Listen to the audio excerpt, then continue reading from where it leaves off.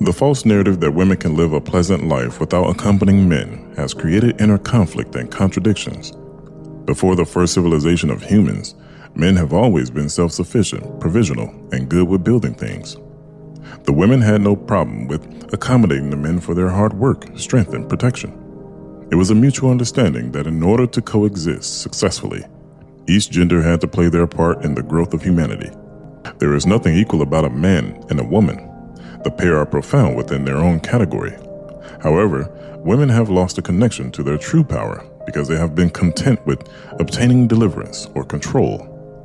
The illusion of power and independence has been their objective. If you take out higher education, economics, and finances as important factors for having a quality life, which gender could survive the longest in the world? If your answer is men, then you are right. If your answer is women, then you have misunderstood the point early on and have overlooked that women are the weaker vessel of the two. This means that one gender is dependent the most on the other, more often than not, and it's assuredly the one who's inferior or the lesser. In any format of leadership, there must be a follower. A child is lesser than the parent. An employee is subordinate to their employer. There are countless examples of these arrangements, and they serve us well, but women have rebelled against this order for quite some time. In the summer of 2020, British TV launched a televised survival experiment amongst two groups.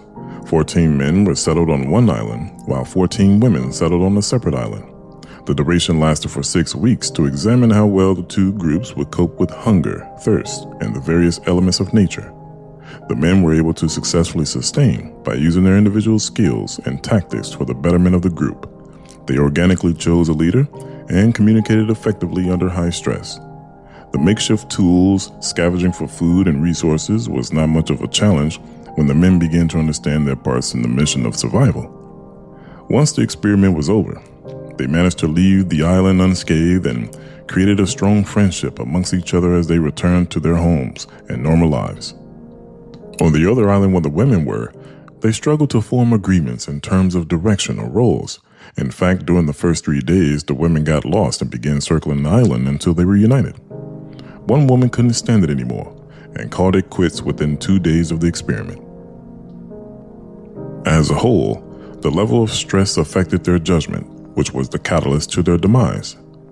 There was an increase in arguments, bickering, and ridicule to the point where the women were on the brink of starvation because a few didn't want to be team players.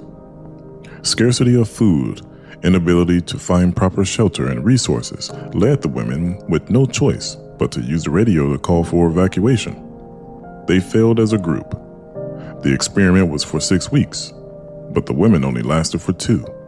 Men and women are not equal. This is not a bad thing. Unfortunately now, there has become a great emergence of women who challenge the mere differences that men possess, which are not negotiable, like strength and a dominant presence. Men and women earn salaries from their occupations, but the amounts are disproportionate. It's not a flaw for a man to out-earn a woman in income or financial security because men take on the most dangerous jobs. So they are compensated for the potential threat of death in the event of an accident or a fatality. No one can argue that biology is infallible. We all are a walking result of the genetics of our parents. We receive 23 chromosomes from the father and mother. This is about the only thing that's equal between men and women. These are the facts. In the United States, the average height of a man is 5'9", while women fare at 5'4". Women prioritize men who are muscular and broad as their initial choice in the sexual marketplace.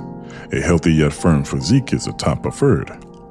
Men who are excessive with working out to achieve a bodybuilder appearance are the least selected and have a likelihood of being egocentric. Matter of fact, anyone who is too much into themselves carries a high concern. It's selfish and narcissistic. This simple selection of attraction proposes that women want a man who's superior than themselves, a man that they can look up to both figuratively and literally. In addition, women feel more protected standing next to a taller man than a short one. Studies show that it's an organic and subconscious decision that originates back to our existence.